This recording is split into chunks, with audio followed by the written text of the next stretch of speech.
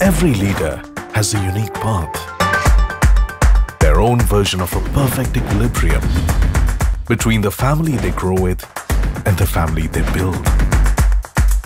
Sustaining this balance is what makes one a true leader. To understand what it takes to inspire an entire industry, we spoke to 4 exceptional leaders. Mr. R.C. Bhargava, Chairman of Maruti Suzuki and a believer of the spirit of serving the nation. Miss Anita Dongre, the founder who weaves stories through her design. Mr. C.P. Gurnani, CEO of Tech Mahindra and a man who leads with humanity and humor. Mr. B.V.N. Rao, Chairman of GMR Infrastructure, a leader who preaches and practices discipline. Let's take a walk down memory lane with stalwarts who have changed the business mindsets of our entire nation. Welcome to the Cuppa Conversations. How did you evolve into the leader that you are? When I look back, I just completed my engineering in electrical. I was there for a couple of industries in a year. Later I joined back my university to get my MS. Earlier we used to call it as ME, Computer Systems. Then there is I should say it is a great shift in my journey.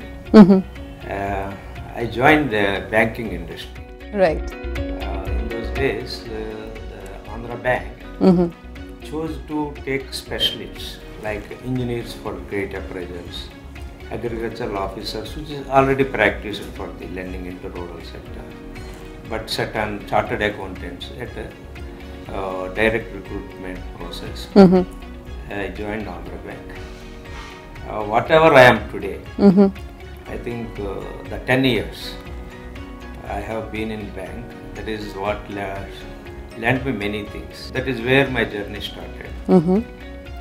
So connecting with society, the banking has taught me connecting with the society.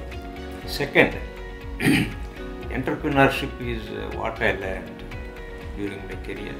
Because being a banker, I trained overall banking, but my focus was in industrial finance. Right. So I used to meet different types of customers depending upon the region where I was.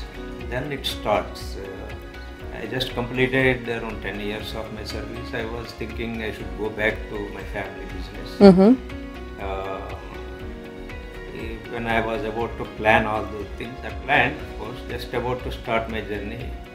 My friend Mr. G.M. Rao called to me. He thought of professionalizing his business by coming out of the family, because he has a different vision. And during 1988, our journey together started. I have been with him for all these years. I have been with every business of the group. I ended up questioning one of the suppliers, and the suppliers was Lloyd Insulation that time, and I actually challenged them that their design was 2x or 3x or what was required. They ended up hiring me as a management trainee. And as I said, I was itchy because process industry was a bit limiting for me. I think it was a good break with Lloyd Insulations. From there, I switched to Fenner India Limited, and that time it was very purely simple that, I mean, we are now talking about, the year 80s where, India had just about got the Maruti car. Right. So Fenner India was a direct responsibility into sales, and I thought I wanted to try my luck at sales as a career. As I told you, extreme ownership, being in control of your time, your life, and being able to take decisions was very important to me. Right. And that really gave me an opportunity. It worked out all right, and from there I actually switched to computer industry, and I was lucky that I got a break with HCL.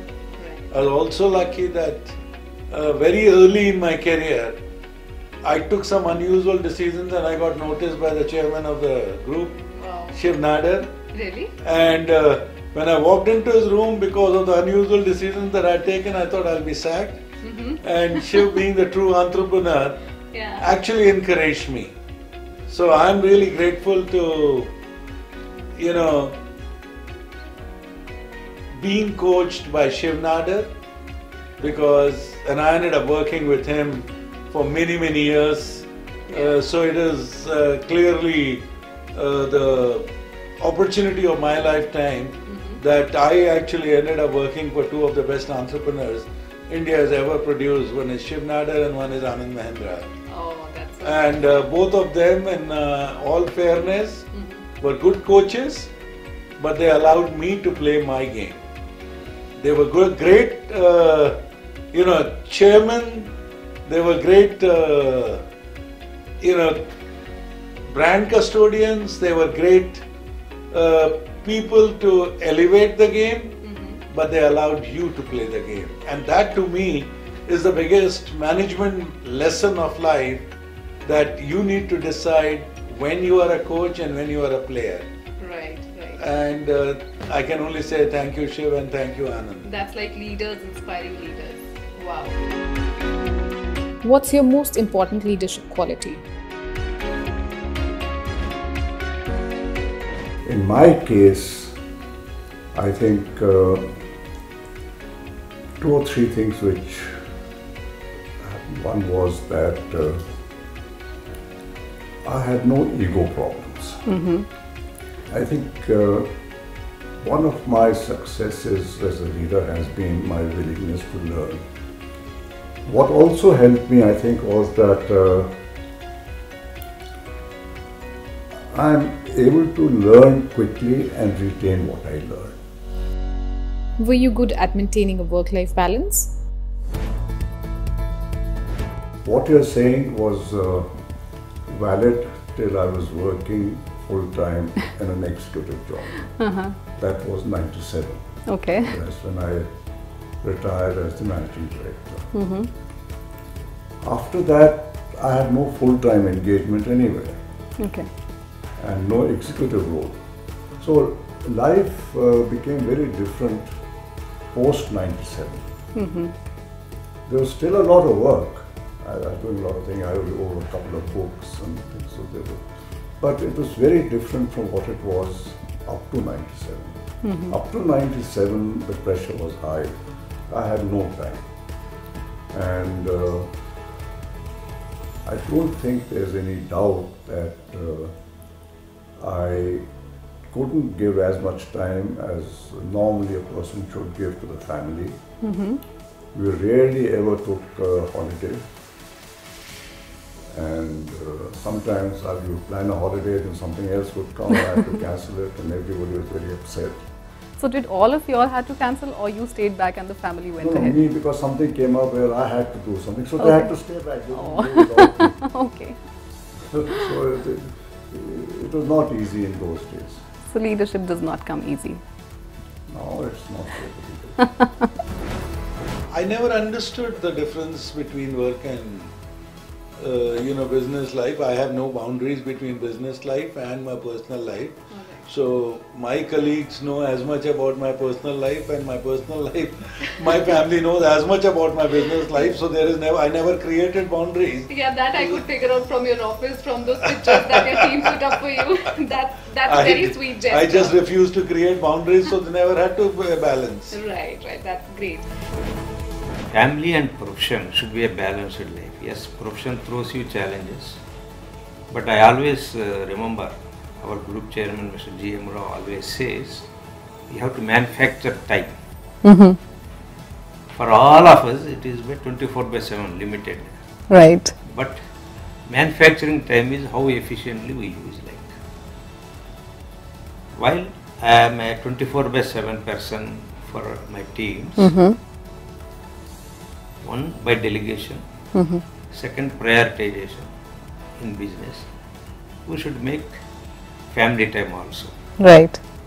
Luckily, my children and my family always supported, they appreciated, and whatever reasonable time we could spend, we spent very efficiently by building relationships, exchange thoughts. And I believe, though it is my small unit, I always believe communication is the best way of family governance. Right. Where do you find everyday inspiration? You know, I was really fortunate that I knew I wanted to be a designer at the young age of 15. Where do I draw inspiration from? I think inspiration can reach you every day, wherever you are. It could be a book you're reading, it could be a flower that I see, it could be nature, it could be a story. It can be so much. It can be a tile pattern in a bathroom that I'm just visiting. It can be somebody that I meet and I'm inspired by the person. So it can hit you anywhere. You have to just keep yourself open to inspiration. Tell us a childhood incident that shaped you. I'm a lone child to my parents. I have no brothers, no sisters. Oh, all right. There was a lot of affection, Right. but at the same time, my mother especially, she's worried whether I will develop into a good citizen or I will go into a different path. I was marked as a very timid and good guy. Everybody used to love me in my childhood also in the school. When I was in 12th class, I think this is one of the turning point for me. My school pupil leader. Generally, little naughty guys or Yes. people very proactive. This type of people will go to that position. There were some disputes, differences between the groups in the school and all. Finally, they all chose me as a school pupil leader. So that is where, though I am having knowledge or sometimes in school speeches and all, it is fine, elocutions and all. But conducting a school discipline and leadership at that level is little difficult challenge, task for me. So I was continuously training myself how to be a leader, how to find ways to pass differently. Right. So that the confidence imposed by all my colleagues, classmates or even my juniors, because at that time 12th class is the senior most person in the school.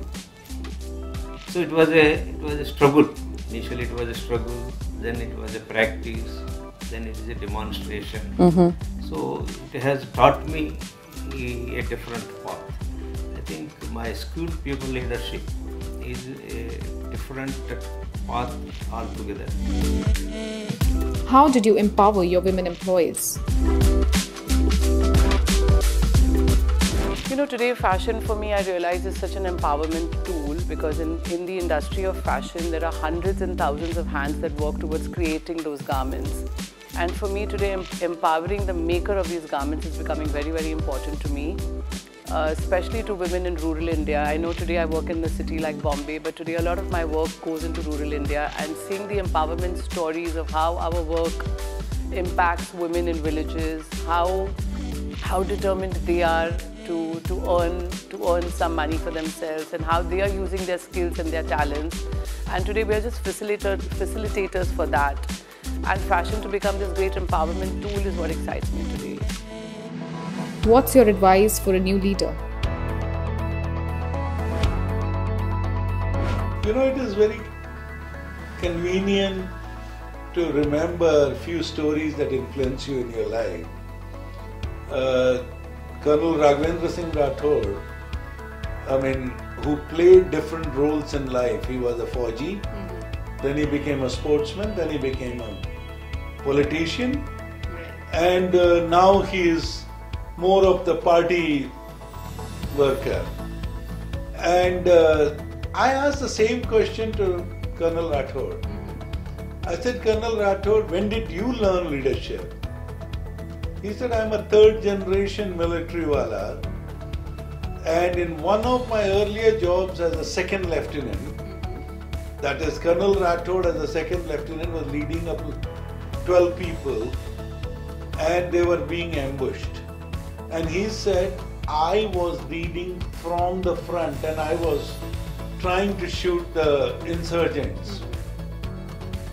He said a senior non-commissioned officer who had even worked with my father, that means Colonel Rathod's father, tapped him, called him at the back and said, sir, it's not your job to fire.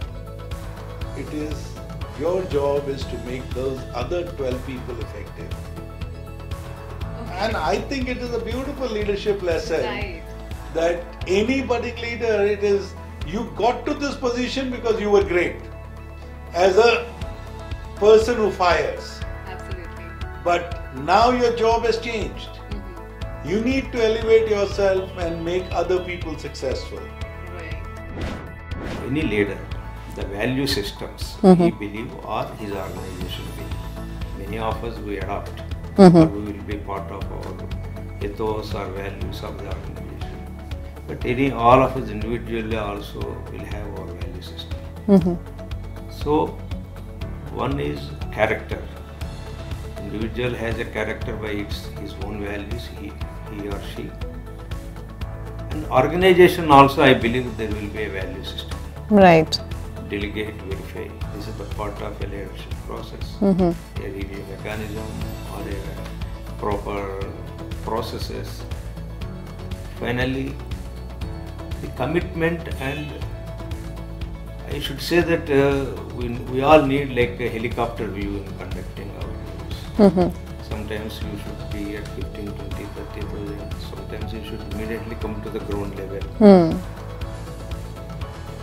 Right. And continuous persuasion, I think, and perseverance of the goals is the way. Take us through a day in your life. My day starts with gratitude. My first prayer is to thank the Almighty, the nature, giving me another day. For all of us, it is the future is uncertainty. But yes, the next day is always an opportunity. Right. I thank my parents for what I am today. I thank my gurus who made my life and gave me a path towards what I am today. Then daily chores. I read almost 6-7 newspapers. Wow. Over my tea and this thing. That is my almost the hour it goes. Then I go with my yoga and fitness. And I felt earlier yoga is the need because the flexibility. Right. Because of our lifestyle. Yes. Back pains, all these. Absolutely. Then I have my shower. Then puja and meditation. It will take about another 45 minutes. Then that day starts with our Work. I'm sure. What keeps you motivated? You know, I think what's really important for a creative person, and I would say this for any creative person, is to walk in every morning and give vent to that creativity. I walk in every day to work bursting with designs in my head, and I'm just so grateful that I can walk in and make those designs happen. Then I get a double reward when I make those designs, and for me what motivates me also is the people who wear those designs. I like my designs to be loved, I like them to be worn. And when you meet customers who feel equally motivated by wearing your designs, so whether when I met this young girl who is a CEO today and who bought one of my jackets 20 years ago for her very first interview, and how empowered she felt when she wore that jacket and walked in with great confidence at that interview. Or when I meet a bride who saves up her salary and walks in and pays for the lehenga from her own, with her own credit card, not her parents', and says it was worth it for me to save up for this lehenga, and what that lehenga means to her. Stories like that motivate me. But primarily as a designer, yes, you come in to create and you're just grateful that you can create every day. it's a gift, and I'm really, really grateful for that. What are the must-have qualities for a leader? Just taking a pause to reflect on it. Well, let's go back to the basics. You cannot be a leader if you do not lead a team. And to lead a team, the team has to have confidence in you. The team has to believe in the goals that you set, and the team has to deliver extraordinary results for you to be successful. Right. So, first realization that in leadership, it's not the leader who is most important, it's the team which is most important. Absolutely.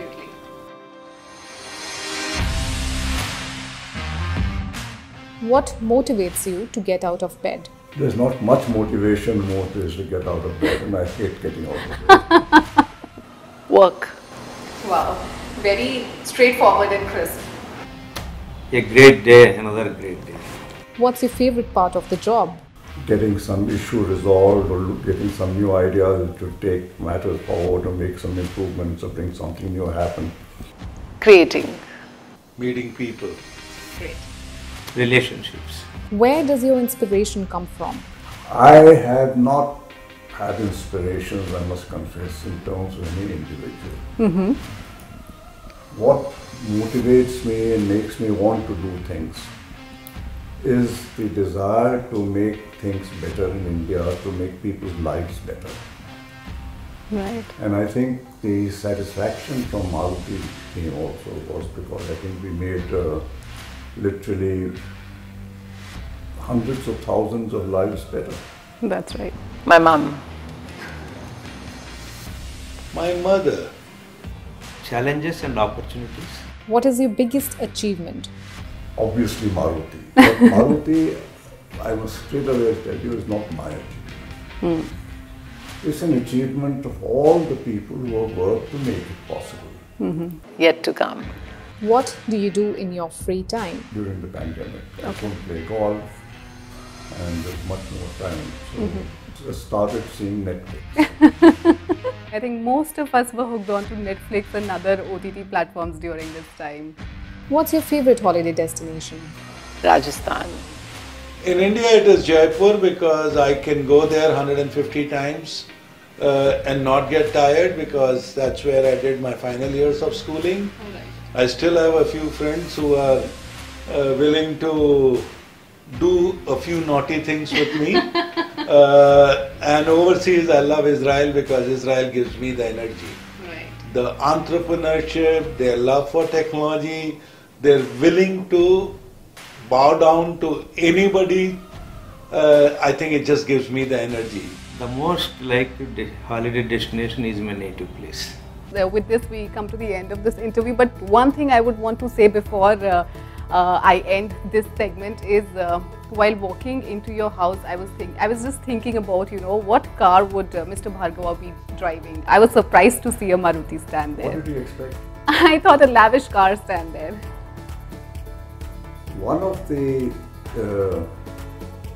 management practices in Maruti is to avoid all forms of unnecessary expenditure. Thank you. With that, we'll come to the end of this interview. Thank you so much for this candid conversation, CP. And of course, I do look forward to hosting you again sometime in the future. Thank you. So thank you, Dimple. Thank you so much. Thank you. Thank you. Thank you for those wonderful insights, Anita. And Thank you. Thank you for taking us down the memory lane. And I think it's great work that you're doing, taking up brides on the biggest days of their lives. And Thank it was you. a great conversation. Thank you. Thank you so much. Thank you, Mr. Rao, for participating in Cuppa Conversations. I thoroughly enjoyed this conversation. Thank you so much. Thank you, ma'am. I think very interesting. This few minutes has taken me back throughout my career, I should say. I'm glad I could do that. 68 years. So I have seen all the facets of my life. Thank you. Wow. I'm actually glad I could take you down that memory lane. Thank you so much, sir.